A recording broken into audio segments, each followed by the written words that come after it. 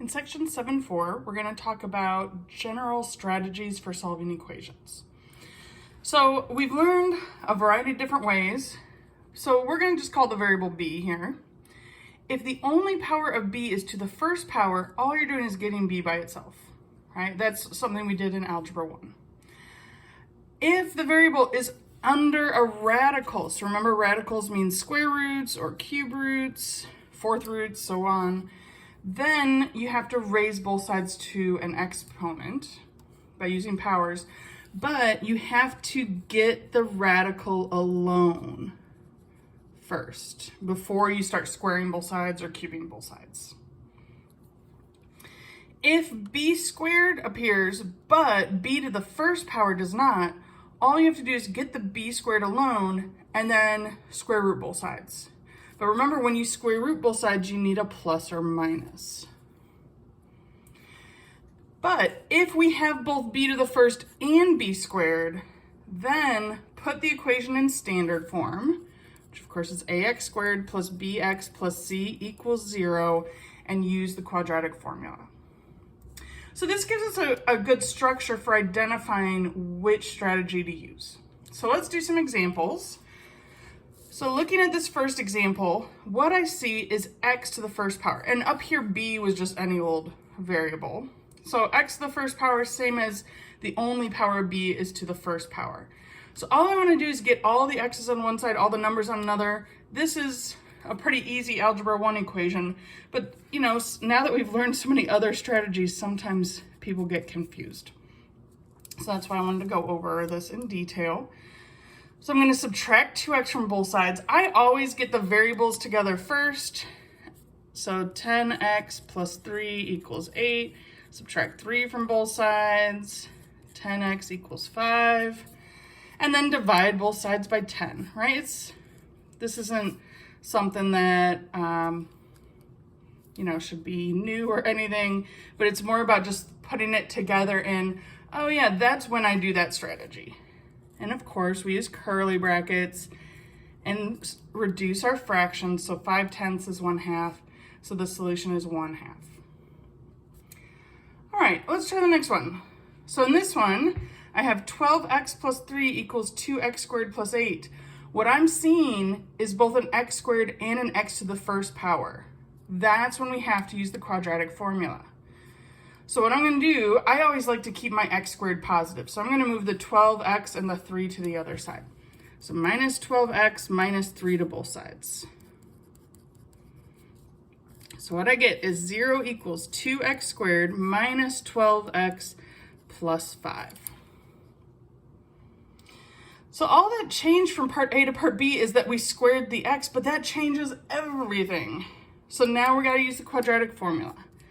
X equals the opposite of b, so that's positive 12, plus or minus the square root.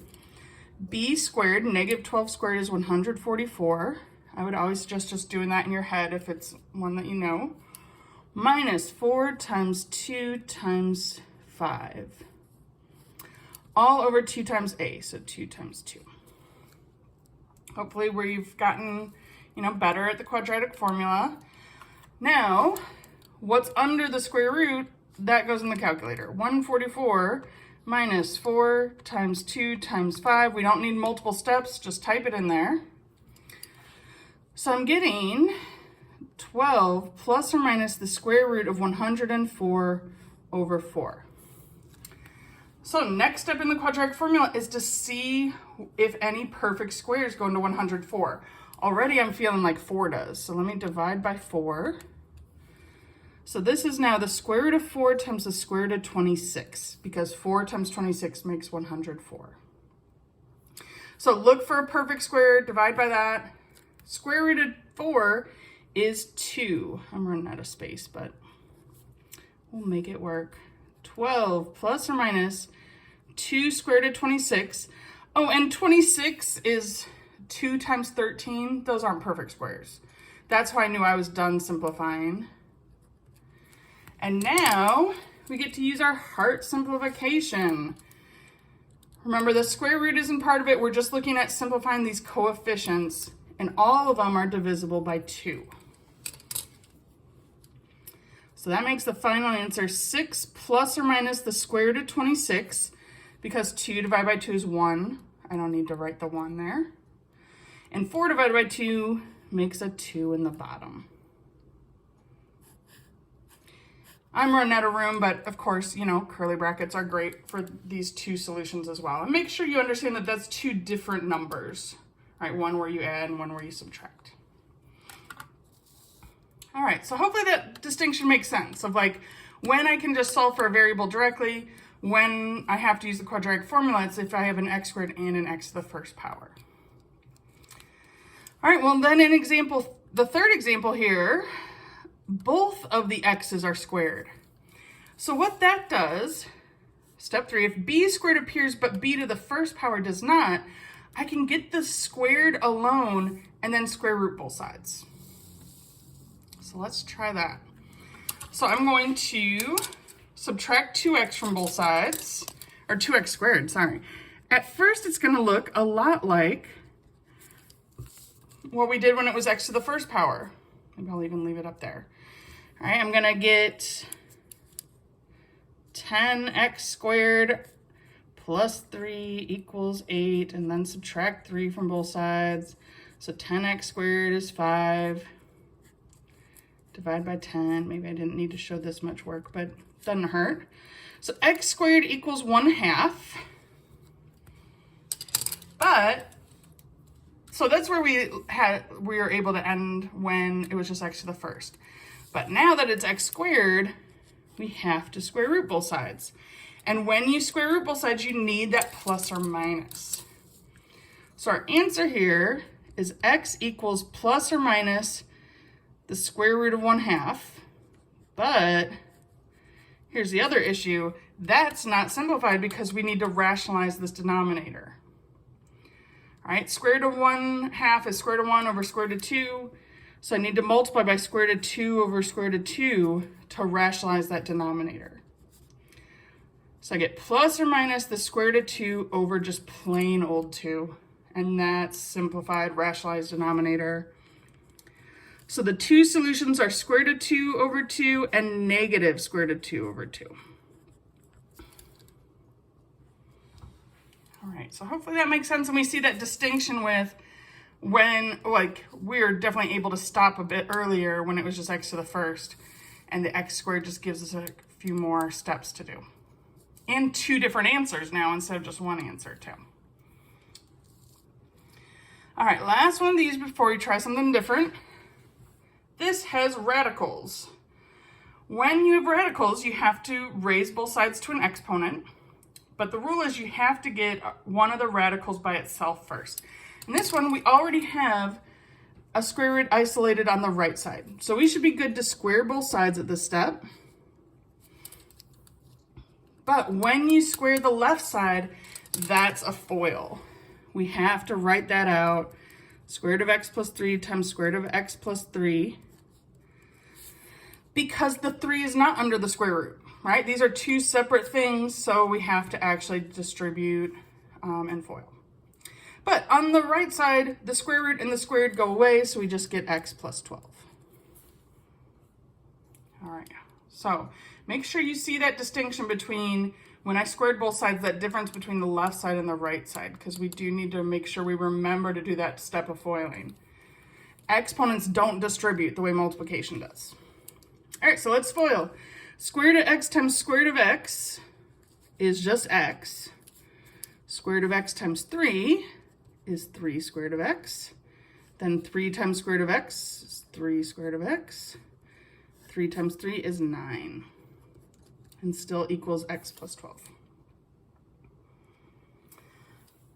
All right, so make sure you see where all those pieces came from. And now, really what we're back to is, this is a radical equation. So I need to get the square root alone and then square both sides. So what I'm gonna do first is subtract x. And nice thing is that makes both of those x's cancel. And then I'm gonna subtract 9 from both sides. And finally combine these like terms. So what I get is 6 square root of x's, because I have 3 and 3, equals 12 minus 9 is 3. So we're still not ready to square both sides though, because we really want to try to remember to get that square root totally by itself. It just makes things easier. So we have square root of x is 1/2, and now we're ready to square both sides once we get the square root alone. So square that side, square that side. Squaring the square root makes it go away.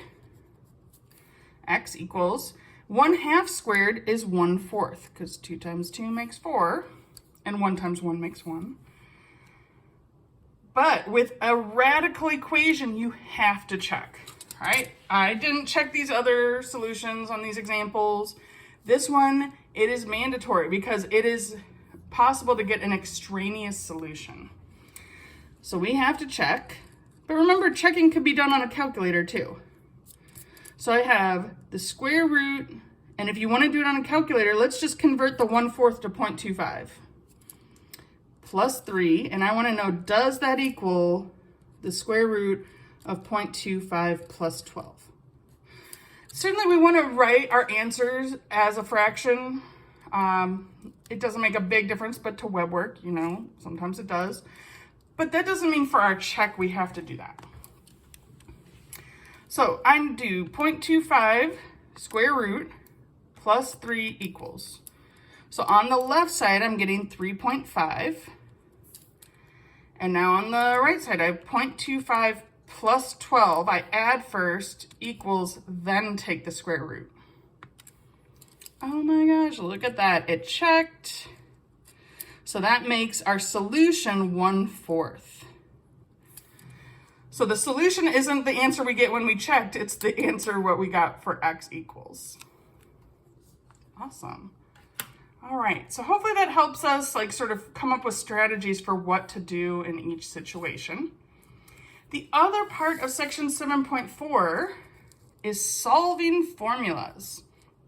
So in this case, we are going to solve for a variable, get a variable by itself, but the equation has more than one variable in it. So the strategies are the same though. All right, we don't want to get caught up in how many letters there are. This says solve for h, so I just need to get h alone. That's the strategy. All right, I'm not worried about any of the other things. We're going to treat them like numbers. So let's try it. So this is the surface area of a cone. That's a fun equation, I guess. Here's the h that I'm trying to get by itself. So I need to peel away things from it. And this is an equation with a square root. So just like we saw in the previous example, when there's a square root, you have to get that alone before you can square both sides. So to get the square root alone, I need to divide both sides by pi r. So then what I get, I'm going to just write up here, is a divided by pi r equals the square root of r squared plus h squared. Now I'm ready to square both sides, right? Because I got the square root alone. Square both sides, square both sides. And I'm going to actually square this, this fraction. So on the top I get a squared, pi squared, and r squared equals r squared plus h squared. Because we got rid of the square root by squaring. All right, always keep in mind your goal. Get h alone, that's our goal. So I'm going to subtract r squared from both sides. But we have to be careful because this is a whole fraction. And to subtract, you would need to get a common denominator, which I am not going to do. So that doesn't simplify. We're just going to write the minus r squared out here. We can't like somehow get rid of that r squared now because you would need a common denominator to combine those. Equals h squared. All right, we almost have h alone. To undo the squared, I have to square root both sides. And that'll get rid of the squared. But whenever you square root both sides, I want us to keep thinking, oh yeah, I have to put that plus or minus. But with these, believe me, these are complicated formulas. What web work will do is say something like assume h is greater than 0. So when it says h greater than 0, what that means is that we don't need the plus or minus. So it's just a way to say that h is positive. I don't have to worry about that. And especially because this is about the surface area of a cone, I can't have a negative height of a cone, right? So even in the context of the problem, it doesn't make sense. So I want us to think about square root on both sides. We need a plus or minus, but for this one, when I write the answer, I don't need to. So h is the square root of a squared over pi squared r squared minus r squared. Whew. When typing that, make sure anytime there's more than one thing in the top or bottom of a fraction that you're using parentheses. Yeah, but otherwise that's it. It's messy, but we're using the same steps we did when it was more numbers than variables. All right, let's try one more and take a break. So solve for b in this formula, capital B. So I'm trying to get capital B by itself, but right now it's in the bottom of a fraction. I do not want to mess with that. So first step is whatever variable you're solving for, get it out of the denominator. So first step is I'm going to multiply both sides by b squared r times b squared r. So then what I get is b squared r times e, little e, equals, and on the other side, those b squareds r cancel and we just get capital E, little m. Everyone see how I just rearranged it? That's all we're doing in these problems is rearranging them. So the same variables are here, just in a different order, and I'm still trying to solve for capital B. So I need to divide both sides by r, little e.